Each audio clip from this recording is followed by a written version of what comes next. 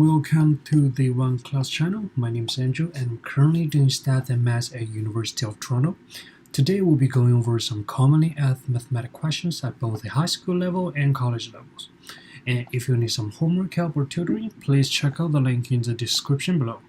So now let's start our session. Alright. 1 second, let me zoom in a bit.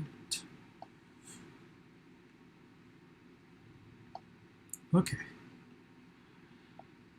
so the first question is asking us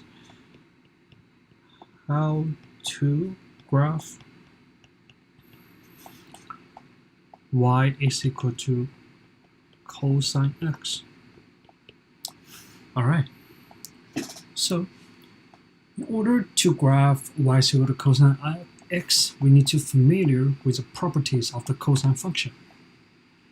And let's write the keyword down. So first we need to know the properties.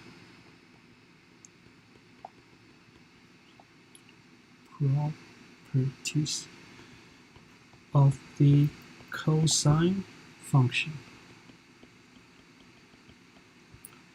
Yeah. And the reason why we have to know this property is because we need to use this property to create a graph of y is equal to cosine x. So first, let's see what are some characteristics of cosine function. So in terms of range,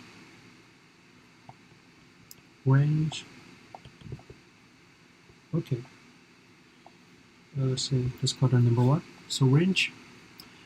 So the range, which is the y values the functions takes on of y is equal to cosine x, is all real numbers greater than or equal to -1 and less than or equal to 1. So let's write that down. So all real numbers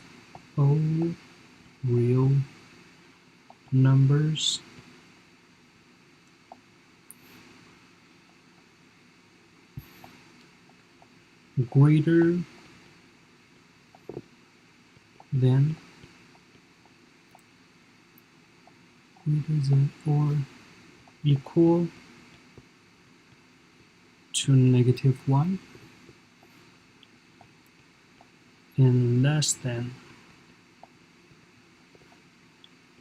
or equal to +1. Yeah. So in symbols, we just write it like this. Okay. So after talking about the range, let's talk about the domain. Alright. So in terms of the domain, so which includes the x values, we can plug into y is equal to cosine x and have a defined function of y is equal to cosine. And in cosine function, the domain is just all real numbers. You can pick any number from all real numbers. So it's all real numbers.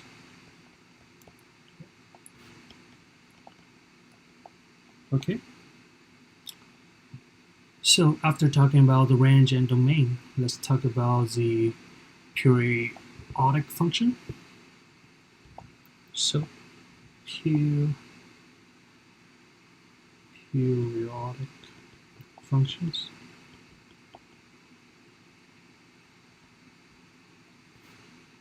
So periodic functions is a function that takes on the same value at a regular interval. So let's write the keyword down. Same value at regular interval.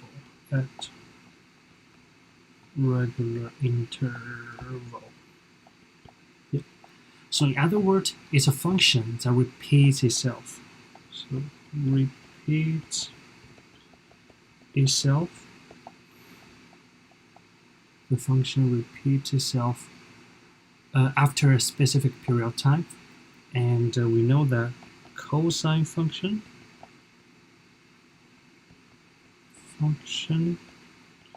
is periodic. because it will repeat itself after a specific period of time. Okay, so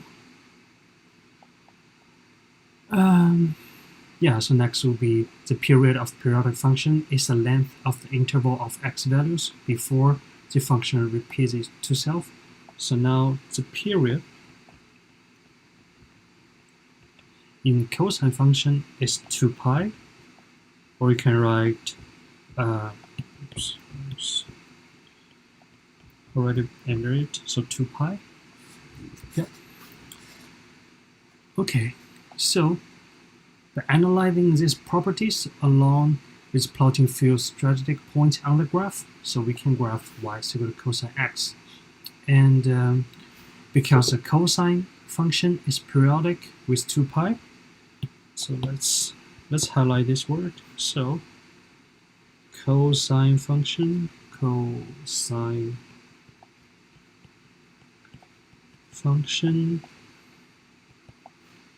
is periodic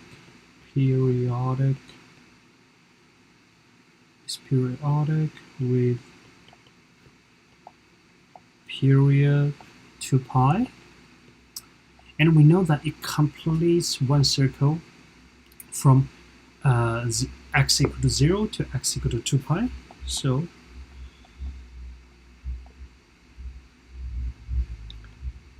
complete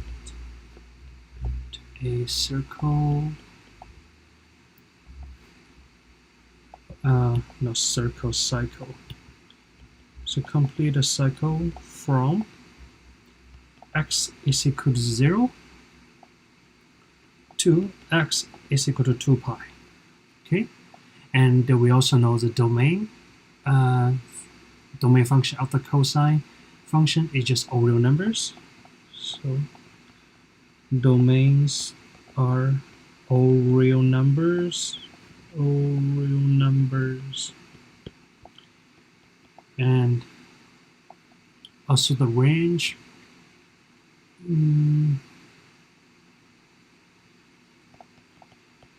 Range, and we have talked earlier, is -1 to 1. So using this fact, we can graph one cycle of the cosine functions between x equal to 0 to x is equal to 2 pi, and then we'll just extend on both directions, since we know it will repeat itself infinity times along the x-axis. So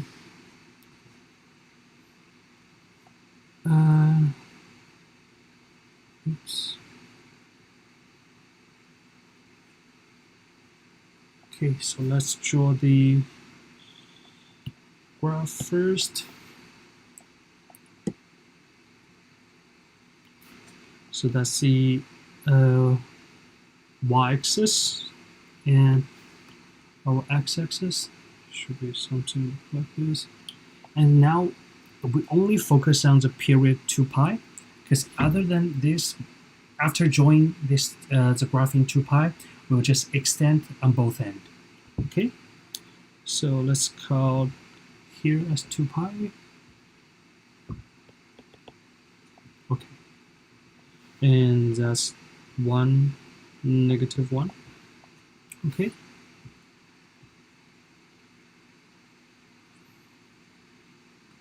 So let's try to substituting some points. Let's create a table.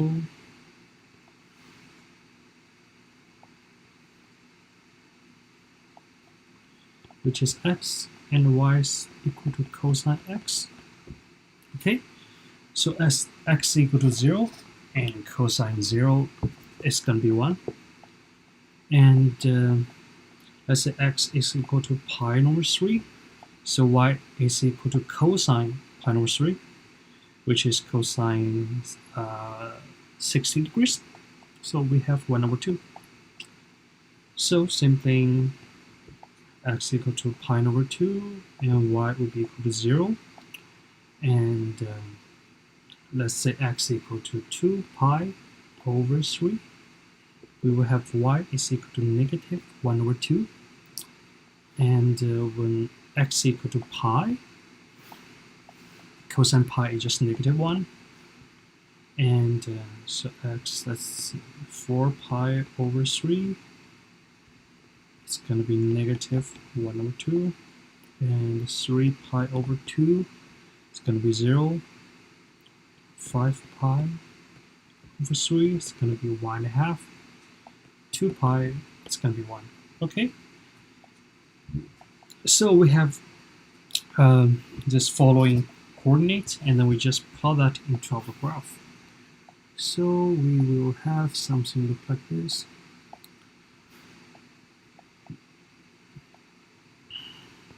Oops.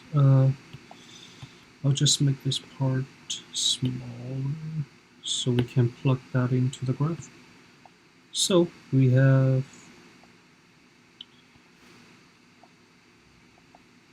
so let's call this y-axis, x-axis. So 1, 2, 3, 4, 5, 6, 7. And that's 1, 2, 3, 4. That's -1, -2, -3. Yeah. And yeah, so the first point, 0, 1, is right here. Yeah. And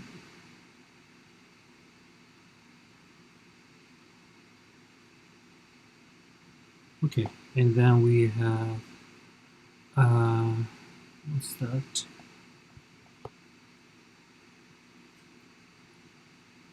Pi over 2 and 0. So pi over 2 and 0. And then we have 2 pi over 3, 2 pi over 3, negative 1 over 2, should be somewhere around here. And then we have pi, -1. Then we have 4 pi over 3, -1.5. Then we have 3 pi over 2 and 0. So 3 pi over 2, and then we have 5 pi over 3, 1.5. 5 pi over 3, 1.5, 1.5. And then we got 2 pi and 1. Okay. Okay, so that's what it looks like after we plot the point on the graph. So now we just need to connect them. So it should be something look like this. Okay.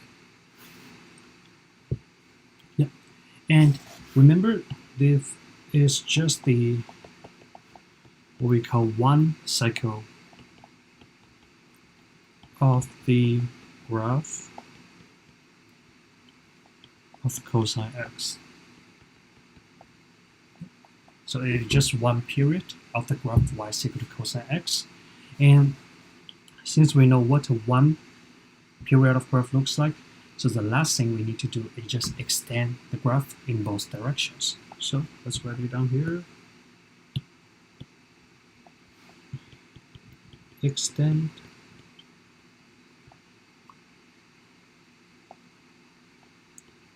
in both directions. And both directions. Yep. Okay, so let's copy down the original one, and then we just extend it.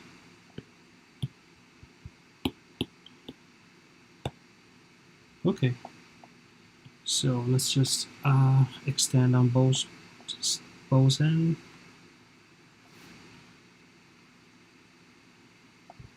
Okay, yeah, so the graph should be something look like this. And that's what y is equal to cosine x. And as you can observe in this graph, our range is always between -1 and 1. And in terms of our domain, it's just all real numbers. It could be you can pick any number from the all real numbers. Yeah. And it is periodic. Okay. Yeah, so I think that's all we got for this question. Let's leave a comment there.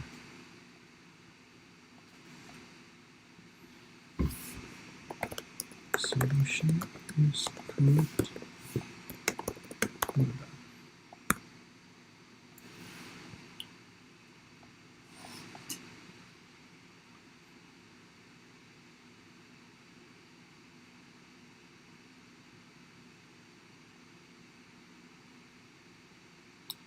Let me zoom in a bit.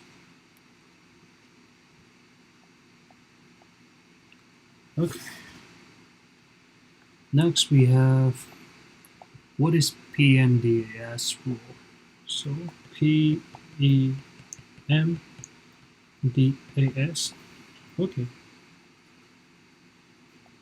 So this is just a short form for 6 words, which are P. It stands for parenthesis,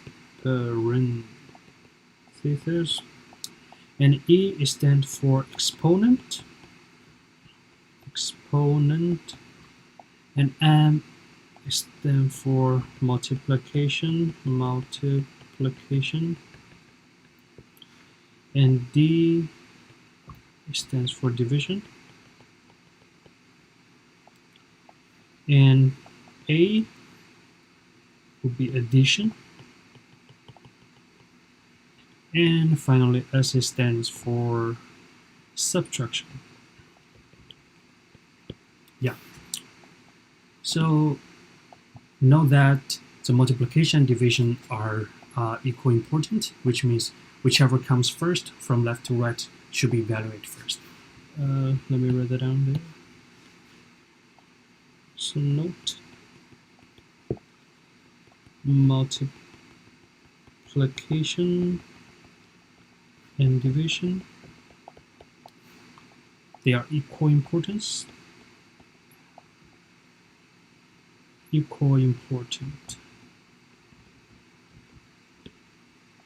Okay. They are equally important. And the same thing for addition and subtraction. So addition and subtraction, they are equally important as well. Yeah. And what I mean by equally important is just which comes over first from left to right should be evaluated first. So let's write whichever comes first from left to right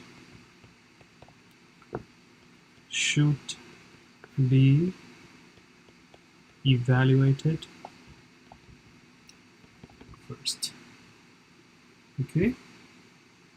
So when we're given 2 or more operations in a single expression, the order of the PMDS tells us what we need to calculate first, second, third, and so on, until the calculation is complete.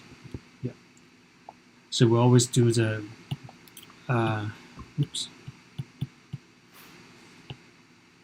oops. I think my pencil doesn't work. Okay, I'll just use words to explain. So for so whenever we come across questions of 2 or more operations in a single expression, we always need to focus on the parenthesis part first. In other words, we need to focus in those that are in the bracket.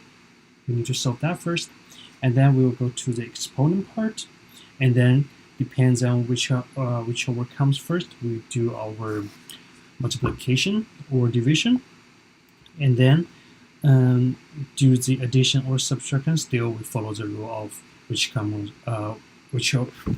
whichever comes first, and we solve that first. Okay, and so let's look at the examples that the Janine Tutor provided to us. Okay, so for here, we need to calculate 36 minus 2 times 20. Okay.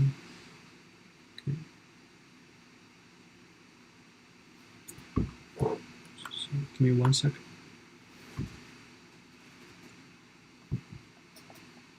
Yeah. So 36 minus 2 times 20 plus 12 divided by 4 times 3 minus 2 squared and then plus 10.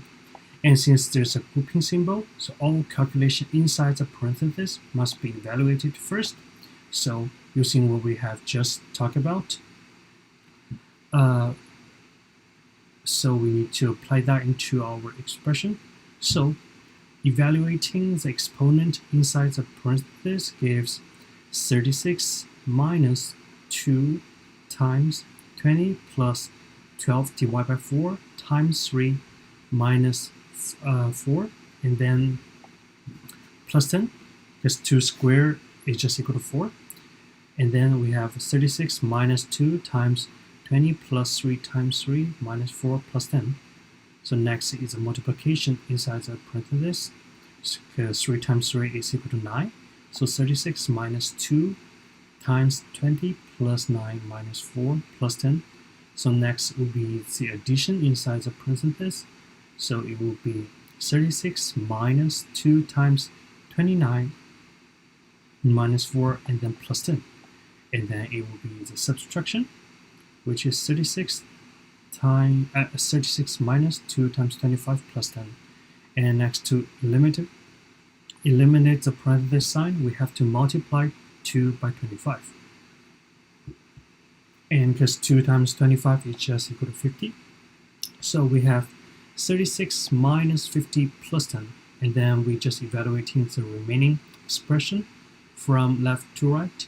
So 36 minus 50 is negative 14. And then negative 14 plus 10 is equal to negative 4. Okay? Okay, so now let's leave a comment.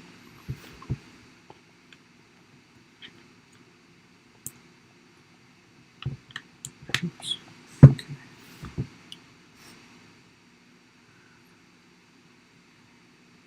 So solution is correct.